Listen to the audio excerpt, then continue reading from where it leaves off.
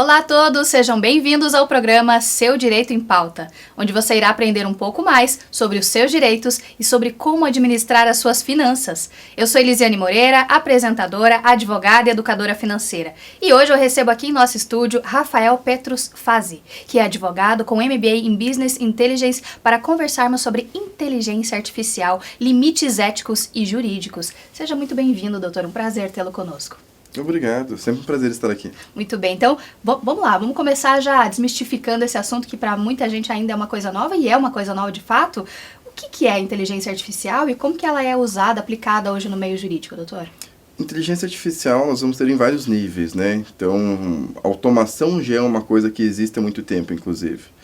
A questão é como cada vez mais a máquina consegue fazer o aprendizado, né? Você tem várias formas de aprendizado do maquinário, enfim, para que ela possa ter uma automatização mais complexa, né? Então, se antes você tinha um maquinário que você poderia jogar uma informação e ela faria aquela informação, hoje não. Hoje ela tem uma capacidade de aprendizado para saber como reagir. Então, seja por inputs que você faz no maquinário, então, com base naquilo, ele vai conseguindo gerar maiores tarefas, maiores informações, seja com base na prática mesmo. Então, por exemplo, um exemplo acho que muito fácil de compreender isso para qualquer pessoa é o xadrez. Né? Então, por exemplo, quando foi lançada a inteligência artificial, ela não venceu o campeão de xadrez no primeiro momento. Só que ela foi de tal forma aprendendo que hoje é impossível você ganhar da máquina. Então, justamente porque ela tem essa capacidade de aprendizado e ela tem uma capacidade de processamento muito maior do que qualquer ser humano, né? Infelizmente, nosso cérebro não consegue acompanhar essa capacidade de processamento do maquinário. Perfeito. E a aplicação no meio jurídico hoje, como que se dá principalmente, doutor? Hoje em dia, de várias formas. Então, eu posso ter, por exemplo, tanto uma ferramenta para auxiliar com uma elaboração de petição, né? Então ela auxilia seja com texto, com a redação, seja também com sugestões, né? Até porque você deve ter muito cuidado, ainda é algo muito incipiente, seja em questão do próprio judiciário. Então também já vi casos de decisões que foram proferidas utilizando com base alguma coisa que tenha sido feita num chat GPT, por exemplo, ou similar. Seja com base em peticionamentos em massa. Então hoje já existem programas também que estão programados para ler a informação e fazer um peticionamento. Então existem várias formas de automação hoje dentro do mundo jurídico, que inclusive gera uma certa preocupação, né? Qual que é o limite de uso dessas ferramentas dentro do meio jurídico? Perfeito, e essa é a nossa próxima questão, inclusive, sobre esses limites éticos, esses desafios éticos em relação à utilização da inteligência artificial no meio jurídico. Quais seriam os principais hoje, doutor? Eu acredito que, primeiro de tudo, a ferramenta que você usa, porque pode existir um dado ou outro que é sensível naquilo que você está colocando, né? Então, embora os processos sejam públicos, nem tudo vai para o processo. Só que, de repente, você pode alimentar uma ferramenta que você não tem controle de para onde que vai aqueles dados, e, de repente, está alimentando com uma informação que seria sensível, um conteúdo que não deveria ser exposto. Sim, né? Claro. A questão do cuidado, seja dos advogados, seja dos magistrados, em relação ao uso da ferramenta de forma sem moderação.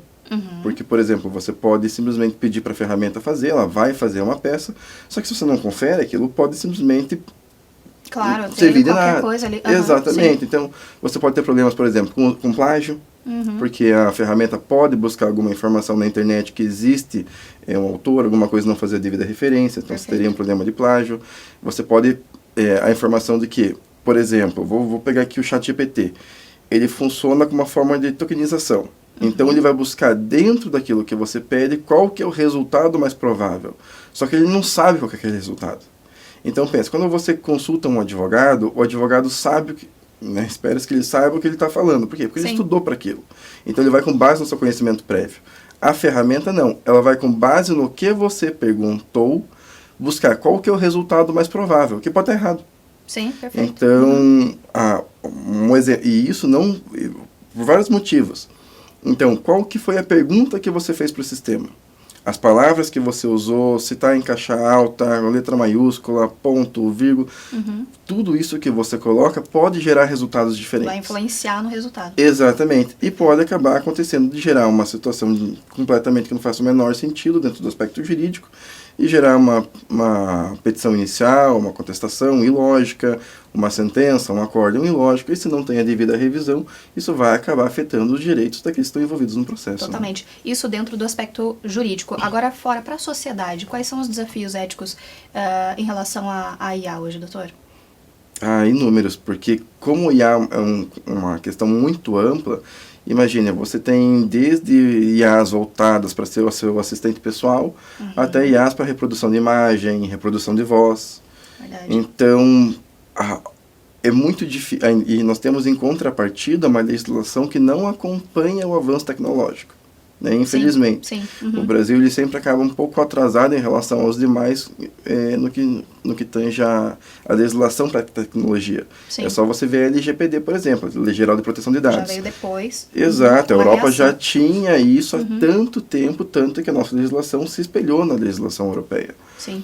E a mesma coisa acontece agora. Enquanto nós temos outros países já regulamentando a IA, o Brasil ainda está caminhando. Né? Temos um projeto de lei, vários projetos de lei, na verdade, envolvendo inteligência artificial, mas que ainda está em discussão. E já é uma coisa totalmente utilizada. Né? Sim, então, existem princípios básicos dentro do direito brasileiro? Existe. Agora, você ficar dentro de um princípio básico é muito perigoso. Porque, não, são noções gerais, tudo bem, mas até que ponto que vai? Então, um tema que é muito em discussão, por exemplo, é liberdade de expressão. Até que ponto que vai a liberdade de expressão? Até que ponto que vai um direito de imagem? Verdade. Então, assim, são direitos que já são regulamentados. Sim. Mas com o uso da inteligência artificial, isso acaba se tornando uma área muito mais cinzenta. Tem que ser revisto, talvez, com outras... Exato. E daí vai ficar para um juiz decidir, não, mas é violação, não é violação, não tendo algo específico. Sim. Fica muito difícil tomar decisão e acaba gerando muita insegurança jurídica. Claro, perfeito. Como que a legislação atual aborda o uso de inteligência artificial em setores mais sensíveis, como saúde, finanças, segurança?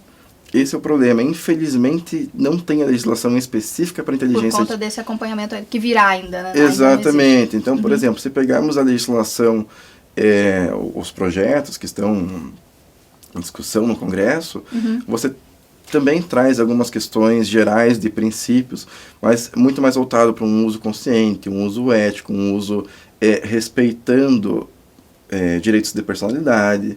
Então, inclusive, regulamentando a forma de utilização entre público e privado, tem né, isso se estende muito. Até porque aquilo, a máquina, até que eu acho que é um bom parâmetro, até porque o telespectador entenda. Eu gosto muito dessa analogia, a calculadora. Quando você pede para uma calculadora fazer 2 mais 2, ela vai falar para você que é 4.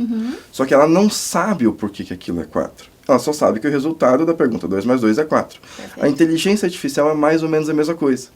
Então, você pode ter uma inteligência artificial, por exemplo, que gere uma discriminação, só que não é a inteligência que está discriminando alguém, porque ela não tem esse conceito humano de discriminação. Isso, então, perfeito. Ela não poderia fazer isso.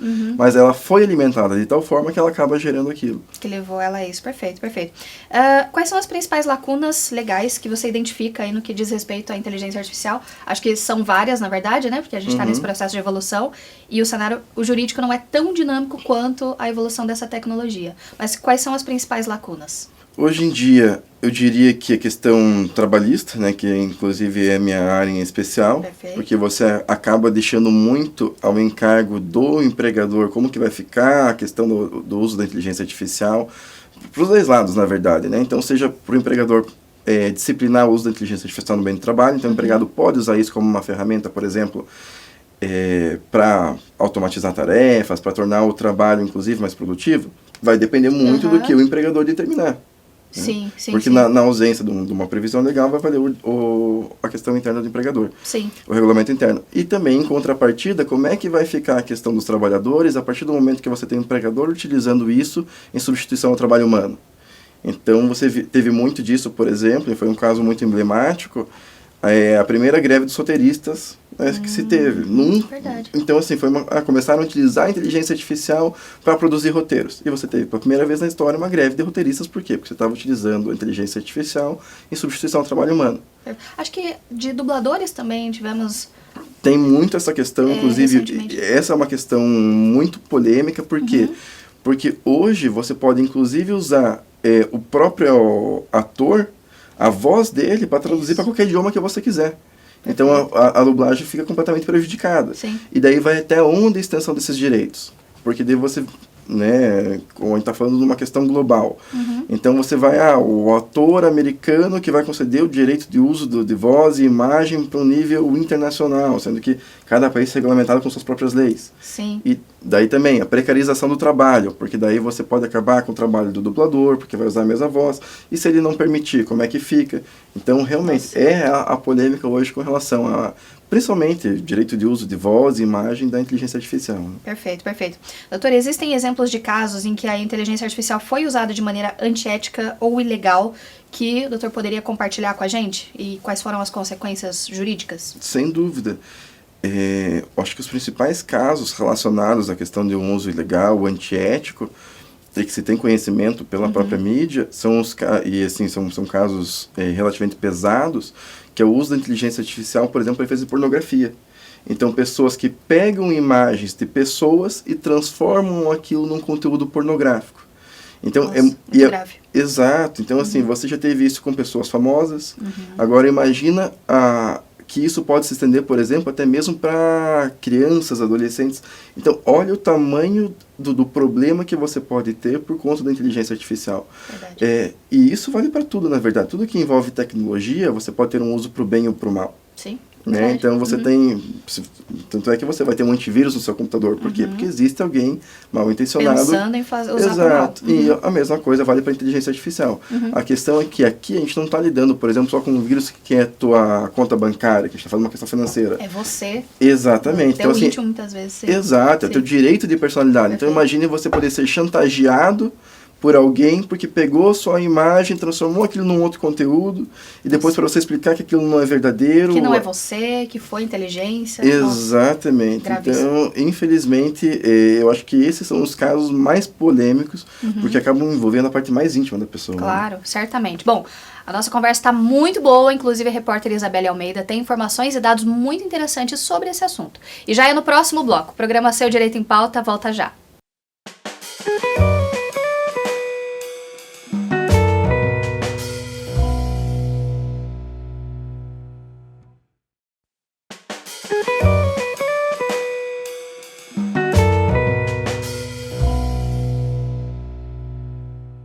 Olá a todos, sejam bem-vindos novamente ao programa Seu Direito em Pauta. A conversa de hoje é com Rafael Petrus Fazi, que é advogado com MBA em Business Intelligence, para conversarmos sobre inteligência artificial, limites éticos e jurídicos. Por isso, agora eu converso com a nossa repórter Isabelle Almeida, que tem informações extremamente importantes sobre esse cenário atual, essa evolução da inteligência artificial e o meio jurídico. Isabelle, é com você.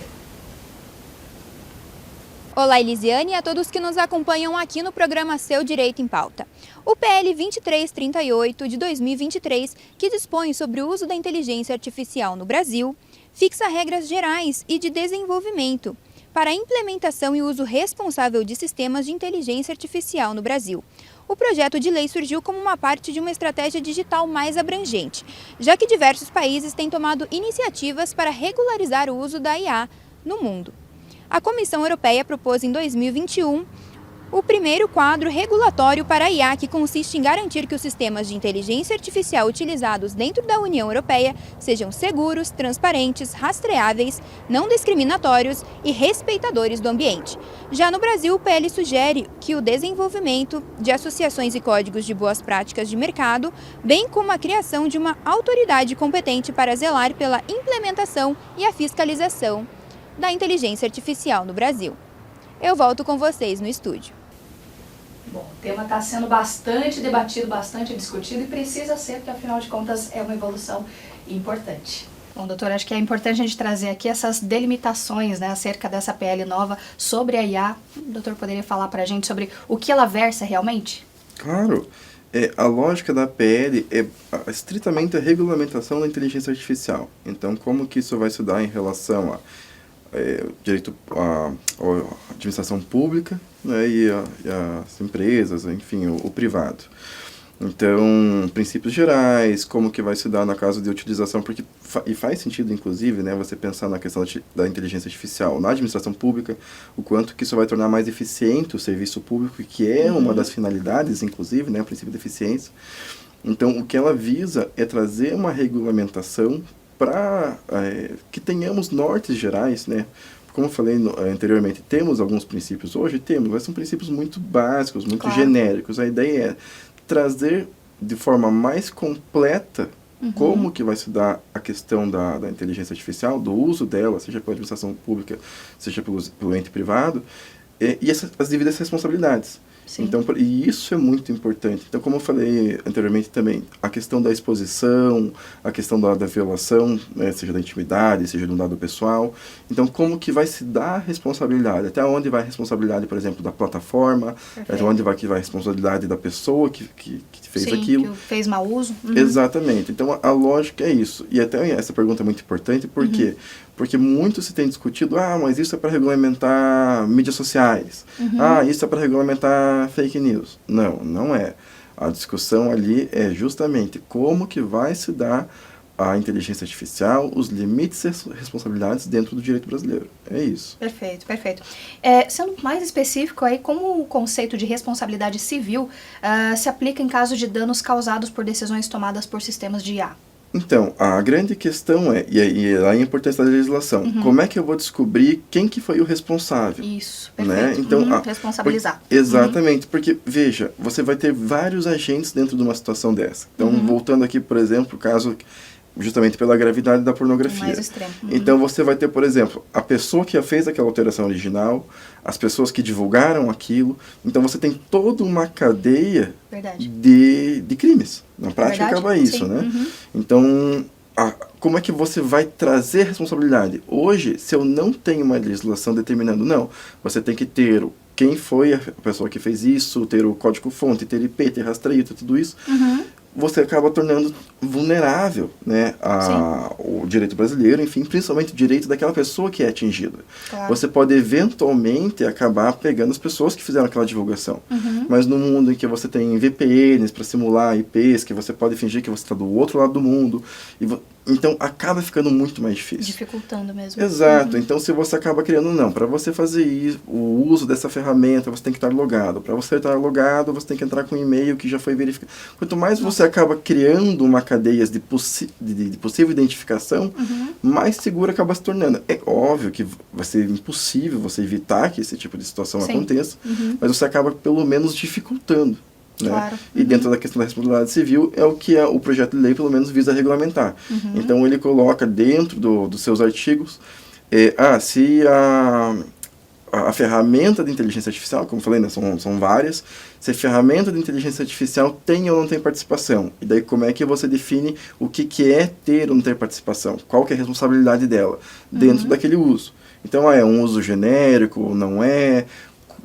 ela ganha alguma coisa por conta disso, não ganha, ou seja, né, isso gera algum valor patrimonial para ela. Isso, e que monetizando. Exato, então assim, para que ela possa ter uma fiscalização, ou é uma ferramenta de uso gratuito, liberado e restrito, que não tem fins lucrativos. Exatamente. Propriamente. Então o projeto de lei já visa justamente isso, né? Tentar trazer os pingos nos is da responsabilização, seja da plataforma, seja da pessoa que usou, com base dentro desse conteúdo. Perfeito. E apesar dessa dificuldade da legislação em relação ao projeto de lei 2338, existem já alguns exemplos de jurisprudência que destacam esses limites jurídicos aí do uso da IA no Brasil? Não me recordo, pelo menos de cabeça, de algum caso que tenha sido emblemático. Então, tem as questões envolvendo a IA, mas não necessariamente nesse nível de especificidade, né? Então, por exemplo, alguma empresa que tenha feito demissão em massa para substituir por IA, isso está sendo questionado. Não que não possa existir, mas nada que tenha se tornado emblemático a esse ponto. Então, do mesmo jeito que, por exemplo, nós temos hoje discussões no judiciário a respeito de fake news, ou a questão da própria interferência das redes sociais, ainda que não sem legislação específica, temos questionamentos, mas a lógica da IA é basicamente no mesmo sentido. Nada realmente emblemático a ponto de você poder citar um precedente, alguma coisa que sirva pelo menos de um norte, né? E talvez nesse momento eleitoral, talvez até a gente tenha as primeiras discussões nesse sentido, de uso de IA até em redes sociais e tudo mais. Muito possivelmente. Para influenciar esse cenário, né? Muito possivelmente. Até porque nas últimas eleições teve toda uma discussão de fake news. Exatamente. Então teve uma atuação forte do judiciário em relação a é fake news, não é fake news. E aqui provavelmente é a mesma coisa, porque com inteligência artificial você tem 1 milhão de infinidades, né? Claro. Então desde um chatbot que você vai usar para eventualmente fingir que é uma pessoa e simular exatamente uma situação. E acabar trazendo isso, simular uma notícia falsa pela inteligência artificial é muito mais fácil. Claro. Sim, você criar dentro de redes sociais, por exemplo, perfis falsos, né, que daí também são bots para estimular alguma coisa. E isso, inclusive, uma discussão ali, opiniões e tudo mais que nem existem, né? Mas cria essas situações. Exato. E isso, inclusive, não seria novidade. Já tem notícias dentro do nível internacional eu não me lembro quais são os países agora, mas eu lembro de ter visto essa notícia, justamente de perfis falsos em redes sociais que, utilizando-se da inteligência artificial para que eles fizessem autopostagens. Manipulando ali a opinião pública. Então, o que eles faziam? Você tem que dar um ar de veracidade. Claro. Então, você utilizava a inteligência artificial para, esse perfil, a cada certo tempo, vai fazer uma postagem, vai postar um poema, uma música, vai fazer um comentário sobre alguma coisa para, se você abrir, não ficar tão evidente que era um robô. Que só fala daquilo. Exato. Caramba, então, assim, simulava realmente uma pessoa, e ele era programado para isso. E daí, na hora que ele começa a fazer uma crítica, começa a fazer uma reclamação, dá um ar de veracidade, porque não é um robô falando, é uma pessoa falando. E daí isso pode ser usado claramente para a questão da opinião pública. Caramba. Doutor, como que os advogados podem se preparar para lidar com esses desafios legais aí apresentados pela IA? Então, pensando, eu acho que a área que mais acaba sendo atingida aqui, sem dúvida, dentro de um direito civil, dentro de um direito penal, por exemplo, que é como é que você vai fazer a prova de que aquilo é ou não é verdade. A responsabilização mesmo, né? Exato. Então, por exemplo, eu penso muito dentro da questão e sinceramente eu não tenho resposta para isso, não sei como que vai ser, mas pensa, por exemplo, um vídeo que é anexado num processo utilizando como prova. E esse vídeo, por exemplo, pode ter sido manipulado. Imagina o grau de especificidade que você vai ter que ter, inclusive vão surgir novas áreas de especialidades, de peritos, inclusive, para tentar, e vai ficar cada vez mais difícil, para tentar identificar, será que esse vídeo é legítimo? Porque, querendo ou não, né, qualquer pessoa que atua no mundo jurídico sabe a importância que um vídeo, uma foto tem para um processo judicial. Né? É uma prova que pode ser pela procedência ou improcedência da ação. E hoje em dia, a partir do momento que você pode ter feito uma gravação da voz da pessoa, e assim, veja o nível que isso se torna, porque a gravação é legítima. Então, se fosse só a gravação, tudo bem. Só que hoje, com aquela gravação, você consegue gerar num sistema de IA a voz da pessoa para falar o que você quiser. Qualquer coisa. Então, assim, óbvio que vai depender da quantidade de informações que ela vai ser alimentada para que ela possa gerar. Mas se você tem uma gravação da voz da pessoa por um certo período de tempo, às vezes já é o suficiente para você poder gerar uma gravação falsa, gerar um vídeo falso e acaba gerando enfim, todo esse prejuízo que, sem dúvida, imagino que dentro do contexto jurídico, vai acabar indo para uma questão pericial, não tem como. É inevitável, com certeza. Teremos mais profissionais de tecnologia como peritos jurídicos aí. Sem dúvida, sem dúvida. E assim, tecnologia, provavelmente questão de mídia, porque você vai ter toda uma questão de ter que que é uma questão muito completa, né? Totalmente. Então, eu acho inclusive vai acabar evoluindo para um setor pericial, porque a gente está acostumado, por exemplo, com perícias de um único especialista só. Então, você vai ter uma perícia médica, uma perícia que vai um engenheiro. Eu acredito que a tendência vai ser envolver uma multiespecialidade de peritos. Porque justamente o tema acaba se tornando muito mais amplo. Sim, né? Verdade, verdade. E como que essa regulamentação pode equilibrar a inovação tecnológica com a proteção dos direitos humanos nesse contexto de IA? Então, assim, a gente sabe que veio para ajudar e é uma evolução e é um caminho sem volta, né? Sim. E ao mesmo tempo fica difícil de controlar. Então, esse risco de perder o controle sobre a IA, ele é eminente. Como que a gente faz para equilibrar? Como que essa regulamentação pode equilibrar esse cenário atual e o próximo cenário também? Sem dúvida, com a legislação efetiva. Não tem muito como fugir disso. Verdade. Até porque eu, enquanto cidadão, né, preciso dessa regulamentação para saber até que ponto, até onde vão os limites da inteligência artificial, até onde que eu posso usar e abusar, por assim dizer, da inteligência artificial, né, e também para que você tenha o Estado brasileiro, no caso, como restringir o uso da inteligência artificial dentro do Estado brasileiro. Perfeito. Então, até porque isso, ainda mais num contexto de globalização, é muito complicado, porque eu posso, por exemplo, acessar uma plataforma de IA que está situada num país estrangeiro, que não precisa ser um .com.br, por exemplo, e fazer uso disso. Então, é justamente essa preocupação que o Estado brasileiro tem que ter com quais são as ferramentas que vão estar aqui, as ferramentas que vão atuar aqui, quais são os requisitos que elas precisam ter. Então, precisa ter alcance dela. Exato. E assim, eu tenho que ter uma administração no país, eu tenho que ter uma autoridade dela aqui para que eu possa, eventualmente, se precisar, o judiciário acionar ela. Isso. E por aí vai, né? Então, é justamente esse controle. Muito se critica, por exemplo, em relação aos Estados Unidos, China, mas é um bom exemplo disso. Então, por exemplo, nós temos discussão hoje dos Estados Unidos querendo barrar o TikTok por questão de eu não consigo controlar essa plataforma. Você tem, por exemplo, a China também controlando outras redes sociais, por quê? Porque eu não consigo controlar essa plataforma. Então, vira uma terra sem lei. Isso. Então, assim, cada um dita a sua regra e... Exato. E eu acredito que as mídias sociais são um bom exemplo para analogia da inteligência artificial. É uma boa prévia, é verdade. Exato. Então, assim, vamos dizer que você tem uma ferramenta que está causando, porque, como eu falo, a inteligência artificial ela é muito ampla. Então, você vai ter desde do programa que transcreve um áudio até aquele que gera imagem e voz. Então, realmente é uma coisa muito complexa. Perfeito. E daí, se você não tem uma regulamentação de até que ponto que essas empresas têm que ter um representante no Brasil, para que elas possam ser responsabilizadas, acaba virando realmente uma terra sem lei, né? Uau.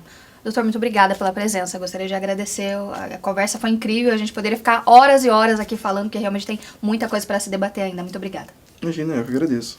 Bom, obrigada então ao Dr. Rafael por conversar com a gente sobre esse assunto tão importante. Bom, eu quero agradecer também aos nossos apoiadores, CF Home Design, com esse mobiliário incrível que deixa o nosso cenário ainda mais bonito, e a Quadro Shop, por esses quadros belíssimos que enfeitam e deixam o cenário ainda mais agradável. A mais completa loja de quadros de Curitiba. E agora um recado para você que é empresário. Sabia que a sua marca pode aparecer aqui no programa Seu Direito em Pauta? A sua empresa e o seu negócio podem estar conosco através de parcerias, apoio e cotas de patrocínios. Como fazer isso? Só entrar em contato através dos endereços que aparecem no vídeo agora. Gostou desse programa? Então nos siga nas redes sociais, no Instagram Seu Direito em Pauta, como aparece na tela para você, e também nosso canal do YouTube, onde você pode conferir esse e outros programas. Seu Direito em Pauta, porque a informação é sua maior aliada. Nós nos vemos na semana que vem. Até lá!